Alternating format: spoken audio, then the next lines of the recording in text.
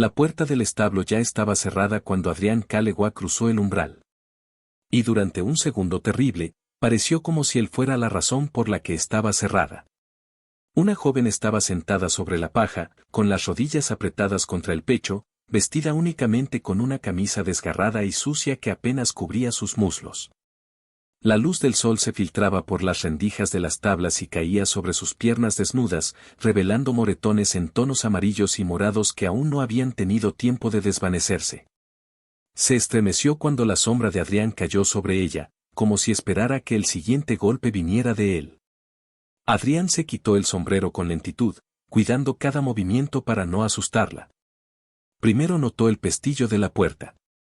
Estaba asegurado desde afuera. Luego vio el anillo de hierro atornillado a la pared y el corto tramo de cadena abandonado sobre la paja. Después observó las marcas en la muñeca de la muchacha. Ella intentó hablar.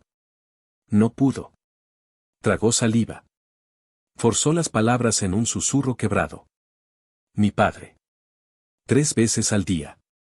Sus ojos se deslizaron hacia un poste de madera a su lado. En la superficie había 3 cortes poco profundos hechos con cuchillo. No eran arañazos al azar.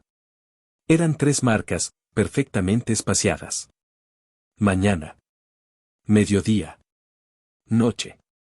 No lloró. Bebe, y luego viene, y cierra la puerta. El calor dentro del establo era más espeso que el aire exterior. Adrián sintió algo moverse en su pecho, algo que no tenía nada que ver con rabia y todo que ver con vergüenza.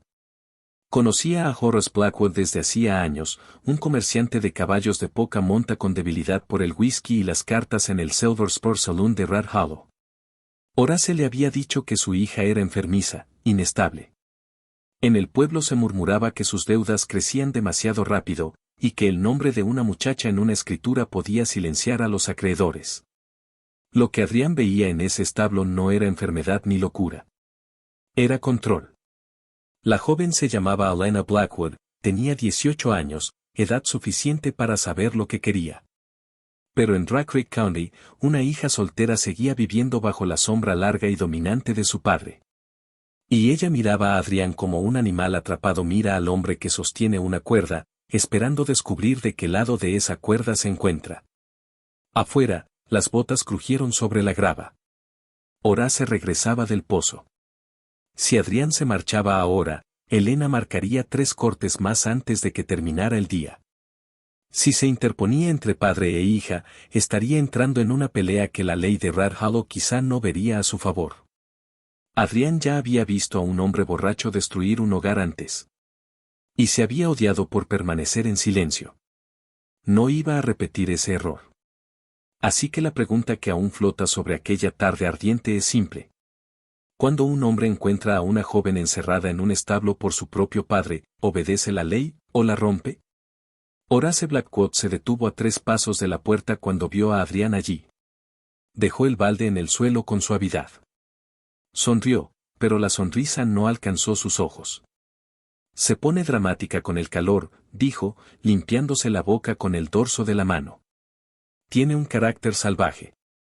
Adrián no respondió de inmediato. Dio un paso apenas suficiente para bloquear la vista hacia el interior del establo. No fue un gesto agresivo. Fue firme. Está encerrada. Horace se encogió de hombros, como si no fuera nada. Se escapa. La mantengo cerca. Así se cría a una hija. Elena no se movió. No lloró. No se defendió. Adrián había venido por un caballo bayo y había encontrado algo muy distinto. Habló con calma, como hacen los hombres cuando están a punto de medir el temperamento de otro. Me llevaré el caballo, dijo Adrián. Y la contrataré para el viaje de regreso a mi rancho. Necesito un par de manos extra. Pagaré lo justo. La sonrisa de Horace se afinó. No está en alquiler. Tampoco es ganado, respondió Adrián. Eso bastó. Horace se lanzó sin advertencia. Solo aliento a whisky y puños cerrados. El primer golpe alcanzó el hombro de Adrián. El segundo no llegó a impactar. No era rápido como un pistolero joven, pero era constante. Sujetó a Horace por la camisa y lo empujó contra la pared del establo. La estructura entera tembló con el impacto. Un caballo pateó dentro de su compartimento. El polvo llenó el aire. Horace lanzó golpes desordenados. Adrián mantuvo los movimientos compactos. Un golpe sólido a las costillas. Un empujón que hizo que Horace tropezara contra un barril de alimento. Entonces Elena se movió. No mucho. Solo lo suficiente. Tomó un puñado de paja y lo lanzó al rostro de su padre. No fue heroico. Fue desesperado. Y fue suficiente. Adrián alcanzó la llave del pestillo exterior que colgaba de un clavo. Abrió la puerta del compartimento. Horace Blackwood tosió e intentó ponerse en pie. Adrián Callewa se colocó entre él y la joven. Si vuelvo a oír que le has puesto una mano encima, regresaré con la ley, y no vendré solo. Minutos después, el carro de Adrián se alejaba del terreno de los Blackwood. Elena iba sentada a su lado, envuelta en un viejo abrigo de lona. No miró hacia atrás. En el patio, Horace permaneció inmóvil, los ojos fríos, calculando. No pensaba en venganza con puños. Pensaba en venganza con papeles. Con leyes. Y sabía exactamente cómo usarlas. Antes de internarnos más en este polvo y en estos problemas, acompáñame en el camino. Sirve una taza de café o té, acomódate donde estés y sigue esta historia hasta el final. Porque lo que Horace hará después no solo pondrá a prueba la ley. Pondrá a prueba si Red Hollow cree a una joven que pronuncia 3 simples palabras, o a un padre que lo llama disciplina. El carro de Adrián lo sacó de Red Hollow antes de que el sol tuviera tiempo de perder fuerza. Él no la presionó con preguntas. Cruzaron el río Cimarrón por una curva poco profunda, las ruedas avanzando lentamente sobre la piedra húmeda. Cuando el sol empezó a inclinarse hacia el oeste, el rancho de Adrián apareció en el horizonte. Antes de decir nada más, le entregó a Elena una taza de hojalata con agua. Aquí estás a salvo. Ella asintió. Sus ojos se perdieron en la distancia, como si ya estuviera contando horas invisibles. Esa primera tarde, cuando el sol descendió y las sombras se alargaron, Elena se tensó de repente. Adrián lo notó. Era una de esas horas. No lo mencionó. En cambio, le pidió ayuda para llevar alimento a los caballos. Seguir moviéndose. Seguir respirando. Romper el reloj. Cuando el momento pasó y nadie cruzó una puerta cerrada, algo pequeño cambió en sus hombros. No era confianza. Aún no. Pero tal vez una grieta en el miedo. A la mañana siguiente, Adrián cabalgó hacia Red Hollow y se detuvo frente a la oficina del sheriff. El Marshal Rowan Hess estaba adentro, con las botas sobre el escritorio y el sombrero inclinado hacia atrás. Escuchó sin interrumpir. Establo cerrado. Marcas en las muñecas. 3 veces al día. Rowan se frotó la mandíbula con lentitud. Te metiste en algo serio, dijo al fin. Lo sé, respondió Adrián. El marsal se inclinó hacia adelante, bajando la voz. Horace presentó una denuncia esta mañana. Dice que secuestraste a su hija. Y algunos hombres del Silver Spur le deben favores. Ahí estaba. No un golpe. Papel. Ley. Horace no los había perseguido por el camino. Había ido directo al pueblo. Directo a la placa. Rowan no lo acusaba, pero tampoco sonreía. En este condado, dijo con cuidado, un padre todavía tiene peso. Adrián asintió. Lo entendía. En Dry Creek County, la sangre solía hablar más fuerte que los moretones. Cuando regresó al rancho esa tarde, encontró a Elena de pie junto a la cerca, observando el horizonte como si esperara que el polvo se levantara en cualquier segundo. Y quizás lo sintió en el aire, porque justo antes del atardecer murmuró algo que hizo que el estómago de Adrián se tensara. No va a detenerse. A lo lejos, en el camino que venía desde Red Hollow, una línea fina de polvo comenzaba a elevarse hacia el cielo de verano. La nube se hizo más densa a medida que avanzaba. Elena la vio antes de que Adrián dijera una palabra. No entró en pánico. Esa era la parte extraña. Simplemente se quedó inmóvil, como alguien que había pasado años aprendiendo que huir no siempre sirve de nada. Adrián bajó del porche y apoyó una mano en la baranda de la cerca. Contó 3 jinetes. Horace al frente. 2 hombres detrás, ambos del pueblo. De los que pasan más tiempo apoyados en las paredes del celún que trabajando cercas honestas. Ninguna placa a la vista. Aún no. Se detuvieron bruscamente en el patio. Horace desmontó con los ojos brillantes y duros. «Tienes algo que me pertenece», gritó. Adrián no alzó la voz. «No es una silla de montar». Uno de los otros hombres escupió en la tierra. «No hace falta que esto se ponga feo», dijo, aunque ya lo estaba. Elena salió al porche. Se mantuvo detrás de Adrián, pero no se escondió. Eso importaba. Horace también lo vio. Por un instante, su máscara se deslizó. No era rabia. Era control. Y ese tipo de hombre pierde cuando la persona que ha estado quebrando deja de doblarse. ¿Crees que te va a mantener?, le espetó a ella. ¿Crees que este viejo ranchero quiere tus problemas? Adrián no miró hacia atrás. Mantuvo los ojos fijos en Horace. Presentaste una denuncia, dijo con voz firme y pareja. El Marsal sabe dónde está, dijo Adrián con voz firme. Podemos ir a Rat Hollow y arreglar esto como corresponde. Horace Blackwood soltó una carcajada áspera.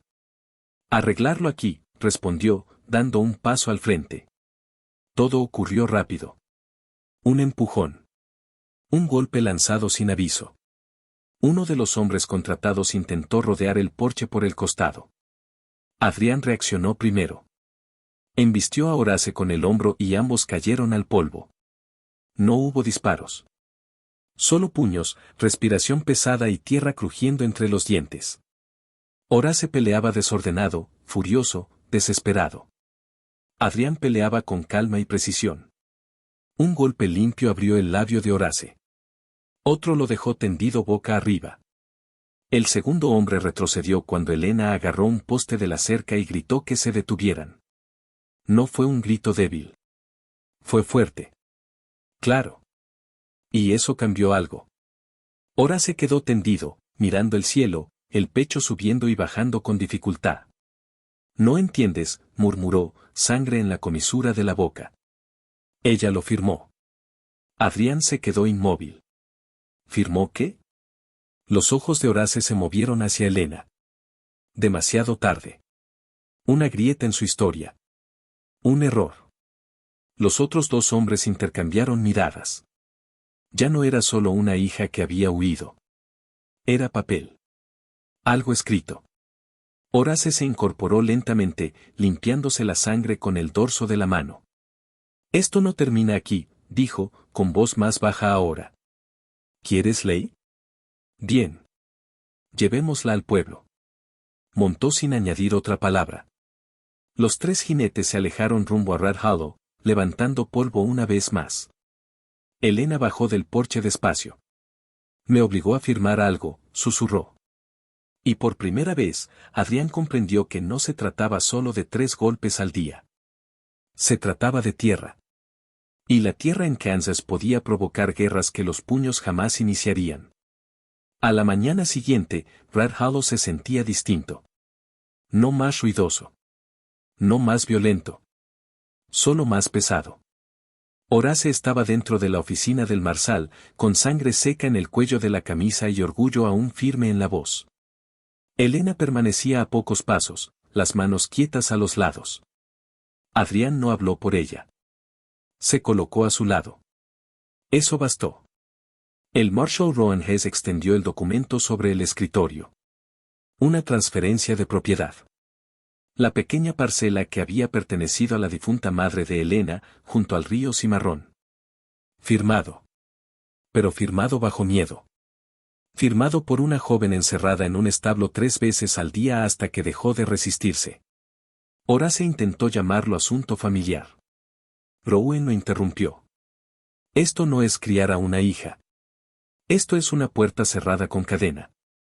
Luego miró a Elena. ¿Lo firmaste por voluntad propia? Ella levantó el mentón. No. Una sola palabra. Clara. Firme. Sin lágrimas. Horace fue detenido por agresión y por retenerla contra su voluntad. El documento quedó suspendido para revisión. Al caer la tarde, la historia ya había cruzado Red Hollow, pasando de los Elums a las escalinatas de la iglesia. Y la discusión continuó más allá del siguiente condado. Escucha con atención. En el Kansas de la década de 1880, la ley no siempre era justa. Y aún hoy depende de hombres y mujeres dispuestos a levantarse cuando sería más fácil guardar silencio. Si hay una lección en aquel polvo de verano, es esta. A veces el reloj que controla tu vida no es el tiempo. Es el miedo. Y el miedo solo conserva su poder cuando nadie lo desafía. Piensa en esto. ¿En qué parte de tu vida sigues contando marcas en un poste? ¿Un hábito? ¿Una voz? ¿Un recuerdo? ¿Una persona? ¿Y qué pasaría si hoy decidieras mantenerte firme, aunque tu voz solo fuera lo bastante fuerte para pronunciar una palabra? Si esta historia te tocó, acompáñanos en el próximo relato. Comparte tu reflexión y desde donde nos escuchas. Cada historia aquí es recogida y narrada con cuidado. Algunos detalles se ajustan para profundizar la enseñanza y dar mayor claridad, y las imágenes se crean para reforzar la emoción del momento. Si este tipo de historias no es para ti, descansa bien esta noche y cuida tu salud. Pero si resonó contigo, quédate. Hay más relatos como este. Y quizá el siguiente sea el que te ayude a detener el reloj que ha estado marcando tu vida durante demasiado tiempo.